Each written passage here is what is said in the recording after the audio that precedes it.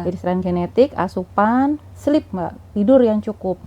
Ya, karena hormon pertumbuhan itu keluarnya sekitar pukul 9:30, jam 10. Jadi anak-anak pada sekitar jam tersebut diusahakan sudah deep sleep ya. Exercise itu dia merangsang rilisnya hormon pertumbuhan. Ya, dan juga merangsang endorfin. Jadi anak akan tidur lebih nyaman, lebih enak, dan pada saat tidur itu hormon pertumbuhan jalan. Pada saat exercise hormon pertumbuhan juga keluar. Bapak Ibu bisa membaginya pada periode makan sahur dan buka, dan diutamakan yang kalorinya tinggi supaya mereka tidak perlu seperti balas dendam gitu ya, buka terus balas dendam makannya banyak. Malah mengganggu ibadah, kan terlalu kenyang nggak bisa sujud nanti. Nanti kalau misalkan anak yang tidak tumbuh terus kasih susu tinggi kalori karena faktor hormonalnya tidak dievaluasi, dia kan melar ke samping gitu Mbak.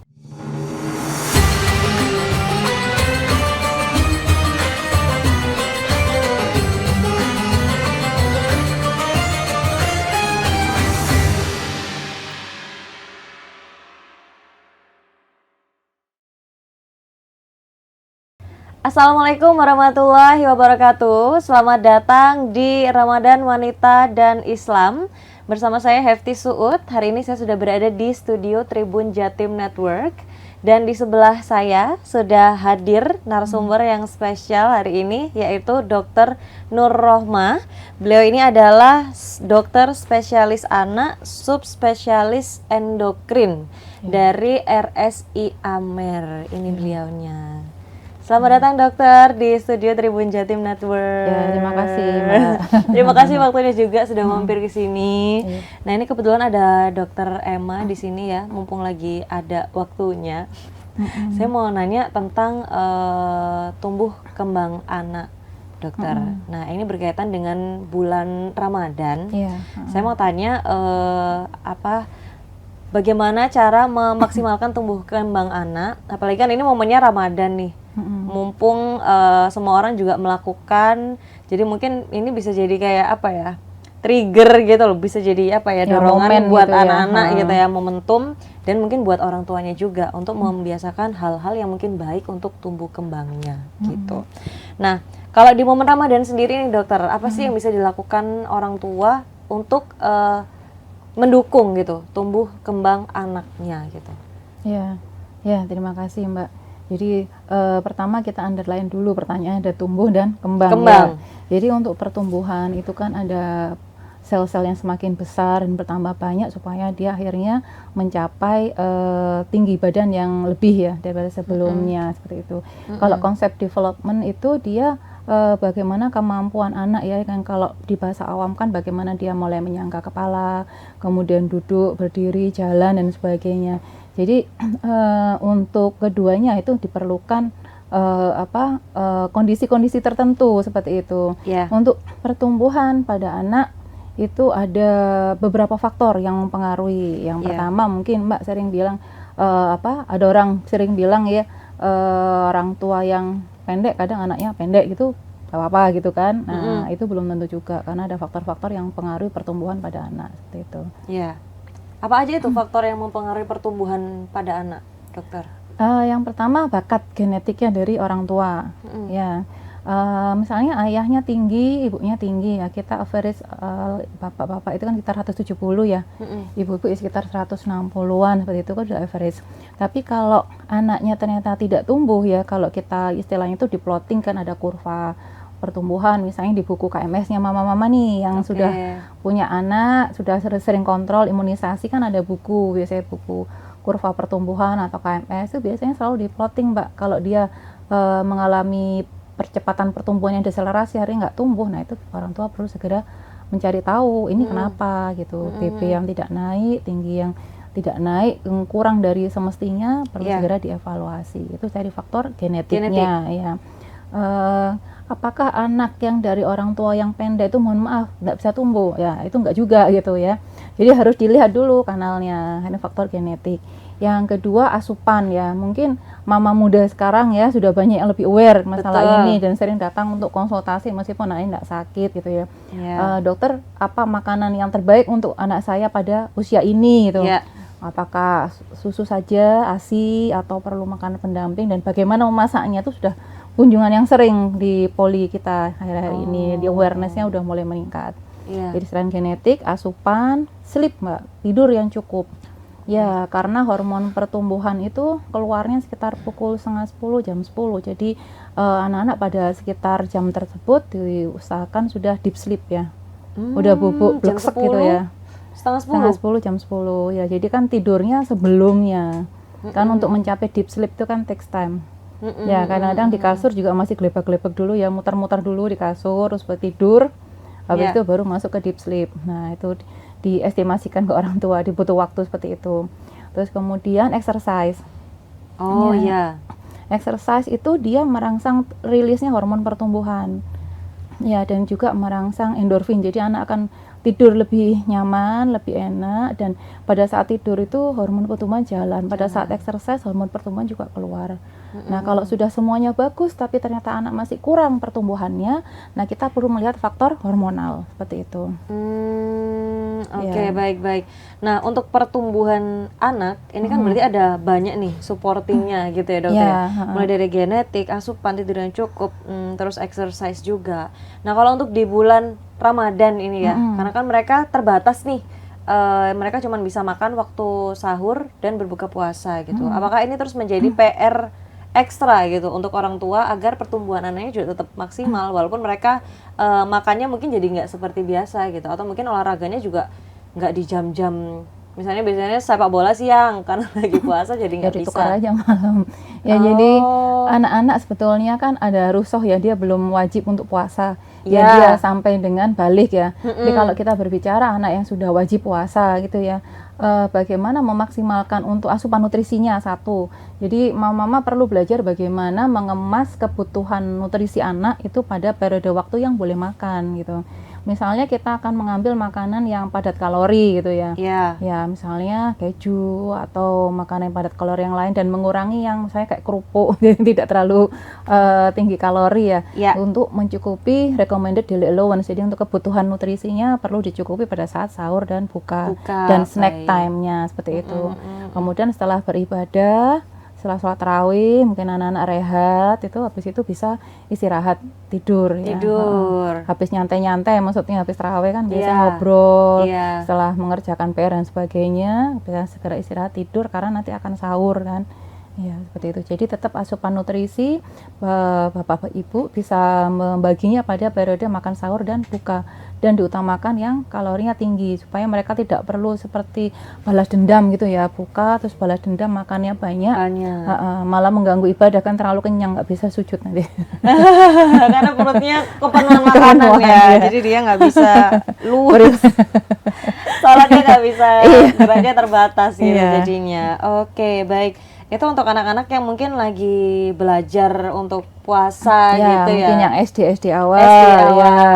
Gitu. Ya, itu perlu juga diatur, misalnya misalnya asupan minumnya dibuat berapa yang minum susu yang untuk mengcover kebutuhan kalorinya, berapa makan seperti itu. Baik-baik, jadi emang benar-benar kalau untuk puasa di bulan Ramadan khususnya pada anak-anak itu kuncinya di orang tuanya ya. Betul, dokter, ya? Bagaimana mengatur waktunya, manajemen makannya, ya istirahatnya tetap cukup seperti itu.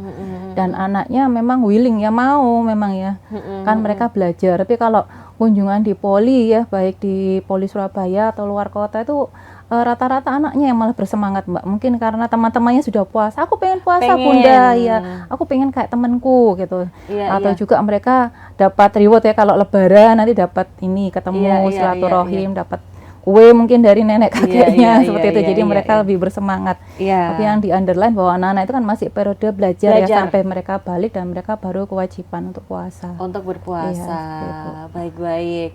Nah, ini yang menarik adalah karena ada banyak faktor nih ya tentang pertumbuhan anak, dokter. Salah satunya adalah tentang asupan gitu ya. Kalau kita ngomongin asupan, susu anak-anak itu kan banyak banget ya dokter ya. Terus ada yang promosinya kayak ini bisa bikin tumbuh maksimal gitu. Tapi ternyata ada yang minum susu itu juga nggak tumbuh. Ya, Itu kembali lagi gimana, pertumbuhan dokter? itu nggak cuma dipegang oleh susu atau nutrisi yang cukup, karena ada faktor genetik, ada faktor exercise, tidur yang cukup, dan ada hormonal.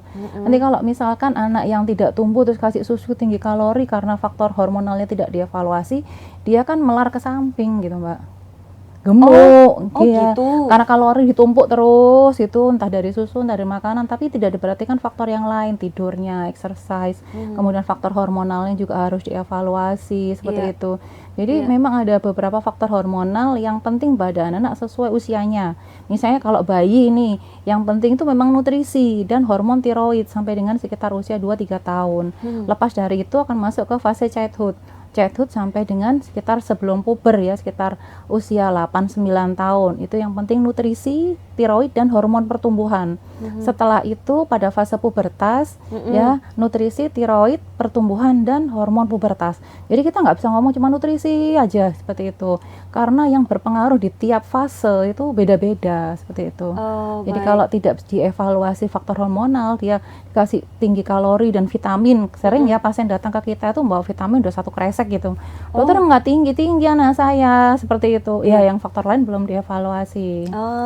Ya, selain kita belum mendiskusikan tentang chronic illness ya, penyakit kronis di kita kan cukup banyak. Kita cukup 3 besar dunia untuk penyakit kronis seperti TB dan lain-lain seperti itu. Itu juga perlu dievaluasi. Ya, itu yang di-work up oleh dokter anak pada kasus anak-anak yang mungkin malnutrisi ya, tinggi tidak naik, gizi yang berat badan yang susah naik. Nah, itu dievaluasi. Setelah exclude itu tidak cukup hanya diberikan vitamin, Bapak Ibu sekalian. Jadi perlu diberikan juga faktor-faktor yang lain, tidur yang cukup, faktor hormonal seperti itu. Jadi memang benar-benar semuanya tuh saling berkesinambungan ya, dokter ya, nggak bisa satu-satu. Iya, kalau mama-mama misalnya masak nasi goreng itu, ada nasi, ada bumbu ya. Kalau masak nasi goreng nggak ada nasinya, mau bumbu apa? Bumbu digoreng. Nggak jadi nasi goreng, ya, nasi bumbu digoreng. Iya, betul, seperti itu. Karena faktornya kurang gitu. Baik. Ada nasi goreng nggak ada lombok, nggak ada sausnya, nggak enak juga. Cuma nasi tok kosongan. Kurang mantep gitu ya. Iya.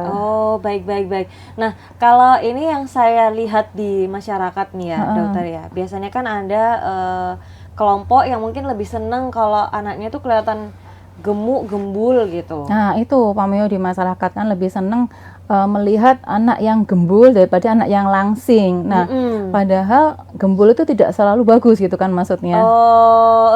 Tapi sebagian orang tua mungkin elderly ya, kakek nenek yang mungkin anak kok langsing ya, kok nggak gendut-gendut gitu ya.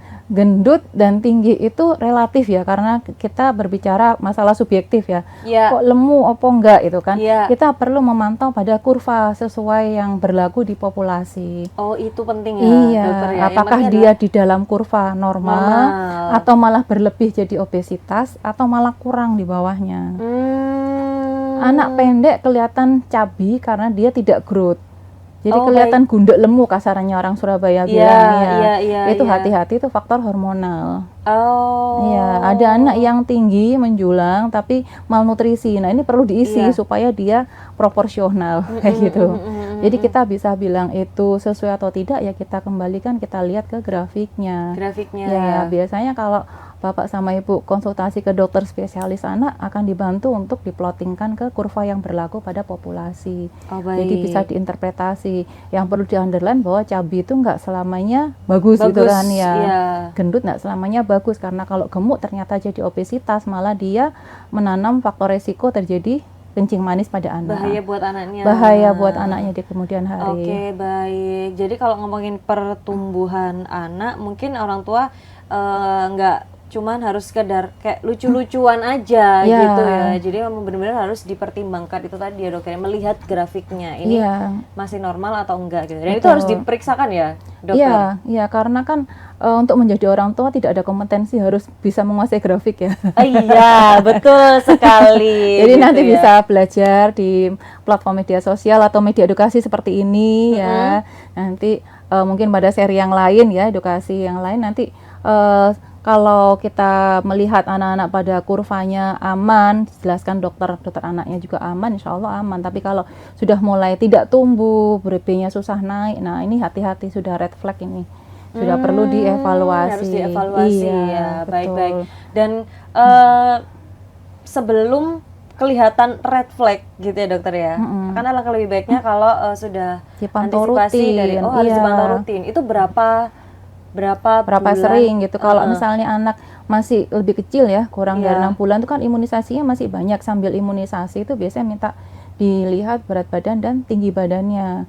Kemudian di plotting istilahnya, dimasukkan ke kurva apakah itu tumbuh atau tidak gitu.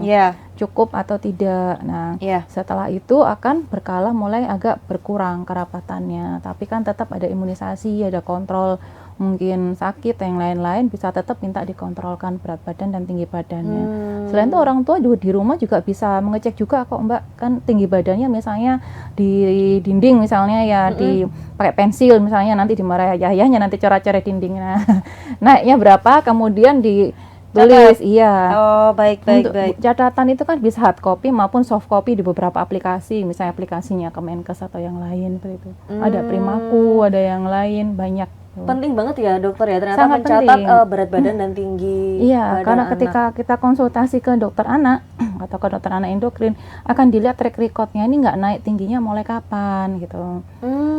Ya. Oh, emang ada ya dokter ya kasus anak nggak tingginya itu stuck Nggak gitu? naik, iya. Jadi beberapa pasien datang konsultasi itu karena tingginya sama kayak kakaknya gitu. Oh, baik. Kakaknya sama kayak adiknya. Baik. Nah, itu kayak disalip ya, dilampauin sama adiknya. Nah, ini kan orang tua bilang, dokter makanya lo sama, masaknya tuh lah yo sama atau dok sekeluarga gitu ya. Iya. Dari 3 anak, kakak sudah besar misalnya kelas 5, adik ini selisih 2 tahun tapi tingginya kok sama berat badannya. Jadi seperti kayak anak kembar. Nah, itu orang tua sudah, waduh ini si kakak ini kok dibilang anak kembar, berarti kan kakaknya takutnya nggak tumbuh atau adiknya yang terlalu cepat mekar gitu kan. Iya. Nah, ini perlu kita lihat apakah masih dalam rentang normal atau sudah abnormal gitu. Oh. Gitu. Biasanya orang tua aware-nya ketika dibalap sama adiknya. Karena kelihatan perbandingannya Iya. kan ya dokter. Kalau ya. ada Jadi pembanding di rumah. Kalau enggak di sekolah, sudah gurunya iya, sudah betul, worry, ini nggak betul. tumbuh loh mama gitu. Iya. Iya, seperti Nah itu. terus kalau misalnya ada nih orang tua yang mikir, oh mungkin nanti juga bakal tumbuh gitu. Itu apakah benar ataukah enggak dokter? Pameo atau fakta gitu ya. Iya. Memang itu yang terjadi kebanyakan pada kasus anak laki-laki. Jadi itu istilahnya perawakan pendek konstitusional ya, constitutional delay of growth and puberty ya. Jadi pada kondisi itu pada anak laki-laki dia seringkali berada menyusur di bawah kurva. Jadi misalnya kurvanya segini, dia menyusur di bawah. Tapi lama-lama akan naik pada saat pubertas dengan tinggi badan akhir yang normal. Tapi kondisi itu bisa diprediksi sejak waktu anak-anak dengan mempertimbangkan misalnya laju pertumbuhan, pemeriksaan usia tulang, dan beberapa parameter klinis dan laboratoris ya. Anak-anak usia berapa itu dokter yang bisa dilihat? Usia anak-anak sudah bisa, usia SD, TK, Oh, SD. dilihat dari bone age-nya. Jadi orang tua kalau sudah merasa kok nggak tumbuh tinggi, ini yang perlu diterapi hormonal atau cukup nutrisi atau cukup dipantau dok. Itu bisa datang ke dokter anak atau dokter anak endokrin, nanti akan dipantau Bapak Ibu sekalian seperti itu. Jadi kalau dari secara foto tangan ya, karena foto tangan itu menggambarkan usia tulang sesuai usia. Jadi bisa jadi anak usianya 10 gitu ya, tapi usia tulangnya separuhnya 5 tahun. Tinggi badan dia sesuai usia tulangnya. Oh, baik. Jadi dia akan terlihat pendek seperti anak usia 5 tahun padahal dia hidupnya sudah 10 tahun. Iya, seperti itu. Nah, ini bukan yang baik-baik saja yang bisa ditunggu, ini adalah kondisi patologis. Perlu segera diobati. Yang baik-baik saja itu biasanya within 2 tahun gitu. Jadi kalau 10 tahun usia tulangnya mungkin 9, itu masih aman, masih bisa ditunggu gitu. Nanti kan perlu dikonsultasikan faktor-faktor yang lain, ini aman nggak seperti itu. Betul. Kalau aman, dokter endokrin anak akan bilang, oh insya Allah ini aman, bisa ditunggu, nanti akan masuk ke kurvanya sendiri. Iya.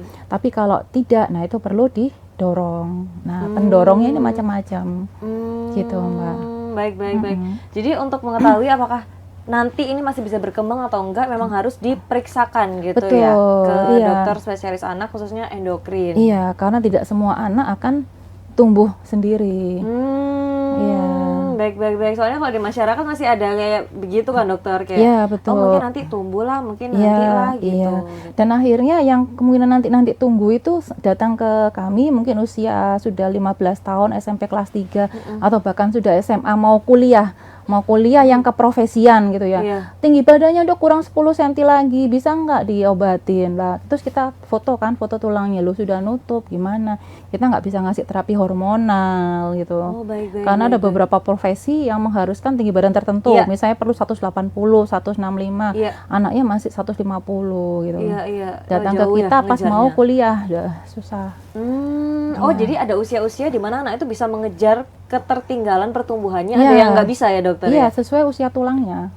Oh. Mannersnya sesuai usia tulangnya. Seperti Messi ya, mungkin Mbak pernah dengar bintang sepak bola Ya, itu Messi. Iya. Messi itu penyandang sport short dia, tapi terbukti dia growth hormonnya defisiensi, jadi dia mendapat terapi hormon pertumbuhan. Dan tinggi badan akhirnya 170. Untuk orang Eropa dia termasuk pendek. Ya, iya betul. Tapi at least dapat 170. Iya. Ya, artinya anak-anak di kita pun di Indonesia kalau pendek kemudian diterapi, ketahuan dulu ya diagnosisnya apa, kemudian terapi, insya Allah bisa naik juga, dan kasusnya banyak. Oh. Term conditionnya berlaku, maksudnya kondisinya sesuai indikasi ya kita berikan gitu. Baik. Dan penanganannya bisa lebih tepat kalau itu diketahui lebih dini. Dari awal, iya. Baik. Jadi ternyata penting ya untuk mengecek selalu pertumbuhan anak gitu ya. Iya, supaya enggak kasep istilahnya ya. Oh iya, betul. Iya. Terutama soal tadi itu ya dokter ya, berat badan dan tingginya itu harus Iya, diukur betul. gitu. Terus akhir-akhir ini kan juga anak-anak SD itu ada yang dilaporkan puber mens ketika kelas 4 gitu kan, banyak tuh. Mungkin punya Sekarang itu ponakan jadi apa. fenomena sih Iya, sepertinya. kan biasanya zamannya Mbak dulu mungkin menstruasi sekitar kelas 6 ya, Iya. umur 12 ya. Kita Iya. riset di Indonesia menstruasi sekitar umur 12 biasanya, atau kelas 6 atau sampai kelas 1 gitu ya. Artinya kalau anak menstruasi lebih awal di kelas 4 atau kelas 3, yang pertama dia belum paham ya. Betul. Ya, untuk dia untuk beribadah, untuk mensucikan diri, belum paham, dan dia secara endokrin, dia hormonalnya berangkat lebih dulu, dan itu berisiko untuk ada kejadian pada berikutnya. Itu estradiol juga mematangkan lempeng pertumbuhan, jadi dia risiko pendek gitu loh Mbak. Oh iya dokter. Ya kalau berangkat mens duluan, dia tinggi duluan, teman-temannya kan masih kecil-kecil, dia udah bongsor, udah mulai bersolek. Itu karena lonjakan hormonalnya. Ya, udah sekunderi karakteristik kan, payudara sudah tumbuh, rahim sudah besar, sudah menstruasi, tapi dia juga tambah bongsor. Nah, usia tulangnya biasanya maju pada pubertas precox itu. Jadi kalau left untreated, dibiarin ya anaknya, misalnya umur 10 ya, kelas 4 itu ya, dibiarin usia tulangnya bisa 12 padahal dia masih 10, maju gitu. Kalau dia usia tulang maju terus, akhirnya dia ketika usianya sudah 12 bener, usia tulangnya bisa 15 kan, rapid puberty. Nah, itu jadi dia akan pendek, teman-teman masih tumbuh dia udah selesai. Iya. Jadi salah satu penyebab pendek juga maksud saya, karena kita berbicara masalah pertumbuhan pada anak-anak ya. Oh, ternyata resikonya sampai ke situ ya, dokter? Iya, jadi mungkin orang-orang awam masih banyak menganggap, banyak kok ini susu biar bisa tinggi. Itu enggak ensih cuman susu, cuman suplemen, itu kan banyak dijual di pasaran. Atau mungkin alat-alat kesehatan ya untuk olahraga dan sebagainya, itu enggak cukup itu aja gitu. Iya, kita perlu memahami bahwa konsep growth itu banyak yang bermain di dalamnya. Iya. Enggak cukup kasih susu seperti itu. Oke, baik. Saya juga baru ilmu baru sih ini jadinya. Dokter ngomongin tentang pertumbuhan, ternyata itu sesuatu yang kompleks gitu ya. Nggak cuma kayak kita minum susu langsung nambah tumbuh tinggi badan gitu. Itu nggak jaminan gitu ya. Betul, karena ada banyak hal yang berinteraksi di situ. Baik. Nah, ini karena momen Ramadan ya, dokter ya. Ada nggak tips dari dokter gimana untuk di momen Ramadan ini supaya orang tua itu bisa memberikan nutrisi yang tepat, treatment yang tepat juga, supaya pertumbuhan anaknya itu bisa maksimal gitu. Iya, jadi asupan nutrisi tentu saja sesuai yang kebutuhan anak ya tiap hari, itu kan bisa dikonsultasikan dengan dokter anak keluarga ya. Jadi ada perhitungannya Mbak. Jadi tetap itu akan kita bagi pada dua momen makan ya. Jadi puasa sama buka sama sahur ya. Jadi saya sahur itu tetap penting ya. Kadang-kadang anak-anak susah bangun, susah nelen makanan berat ya. Nggak tega bangunin juga. Itu kita perlu memberikan nutrisi yang mudah dicerna. Karena anak-anak kadang belum awake ya, belum fully awake ya, masih ngantuk-ngantuk berat, mungkin susah mengunyah makanan padat yang berat. ya mungkin bisa dilupakan susu, mungkin sama apa yang lebih mudah dicerna, tapi tetap dengan kebutuhan kalori yang sesuai. Iya, seperti itu. Oke, baik. Terima kasih dokter atas Iya. informasinya, sangat berguna sekali untuk Tribuners di rumah dan juga mungkin untuk para ibu-ibu ya gitu, untuk pertumbuhan anaknya supaya maksimal gitu ya. Demikian Ramadan Wanita dan Islam hari ini. Semoga perbincangan saya dengan Dokter Nur Rohmah dari RSI Amer hari ini bermanfaat untuk Tribuners di rumah dan juga untuk teman-teman yang nonton semuanya. Terima kasih dokter atas waktu dan penjelasannya. Untuk sementara kami, saya dan dokter Nur Rohmah, spesialis anak, subspesialis endokrin dari RSI Amer pamit undur diri. Terima kasih. Wassalamualaikum warahmatullahi wabarakatuh. Waalaikumsalam.